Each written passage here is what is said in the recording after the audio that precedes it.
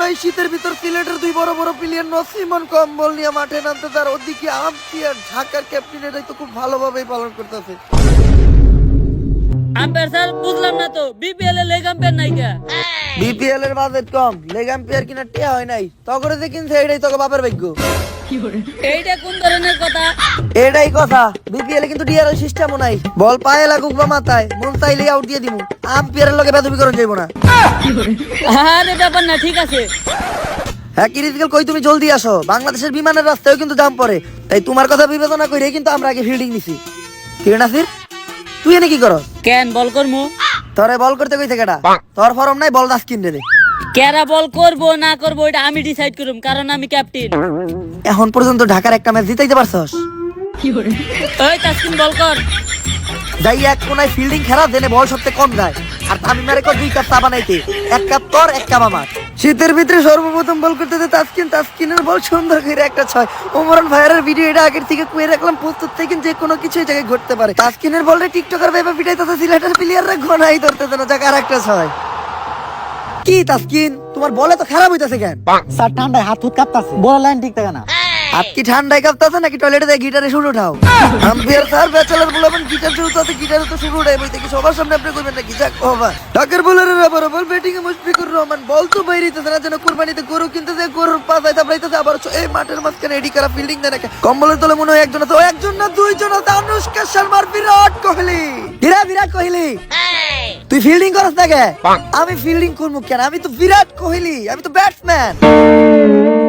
আনুষ্কার লগে তো কম্বলের তলে ঠিকই ফিল্ডিং করতাছস। এই আম্পায়ার খালি সত্য কথা কইলে, আর ফিল্ডিং করার মানুষ তো ফিল্ডিং করবে না। যাক আবার কম্বলের তলে ঢুকে গেল ফিল্ডিং করার জন্য বিরাট কোহলি। আর ওদিকে দুর্নীতিমুক্ত ভাবে খেলা চলতেছে সিলেটের ঢাকার, সিলেটের ক্যাচ আম্পায়ার নাসিরে দিতে ক্লিয়ার আউট দুর্নীতিমুক্ত ভাবে। এইটা কেমনে আউট হয়? যাই ভালো হইছে, এই শীতের মধ্যে আর ব্যাটিং করতে ভালো লাগতেছে না।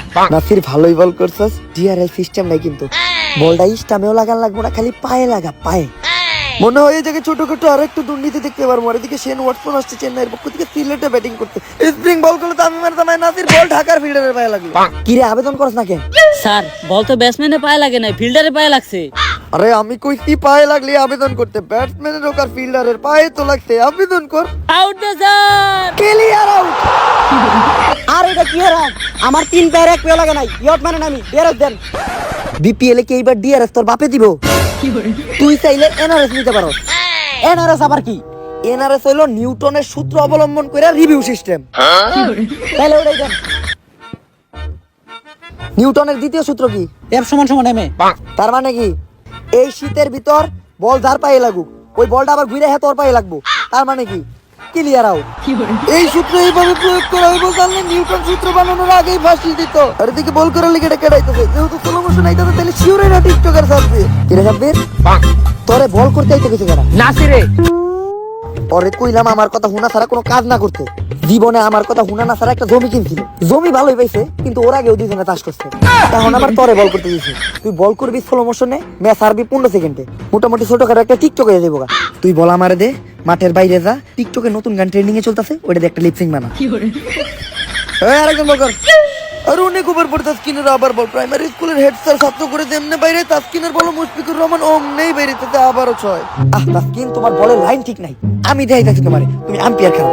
আরে বিপিএল এর ইতিহাসে প্রথমবার আম্পায়ার দেখবো তাসকিন, আর আম্পায়ার যাইব তাসকিনের জায়গায় বোলিং করতে। ওমরুন ভাইয়ের ভিডিওটাতে কোনো কিছু হইতে পারে, আম্পায়ারের মারাত্মক গুগলি বল, ক্লিয়ার ইস্তাম্বুল। এইটা আম্পায়ার না অ্যান্ড্রে রাসেল, কিছুই বোঝা যাইতেছে না। আরে হর, আমি পোলা দে, এখন আমার আম্পায়ারে দেখতো আমার ফিরে দে। ভালোই তো বল করতেছিলেন, তাহলে পুরো বলটা করেই দেন।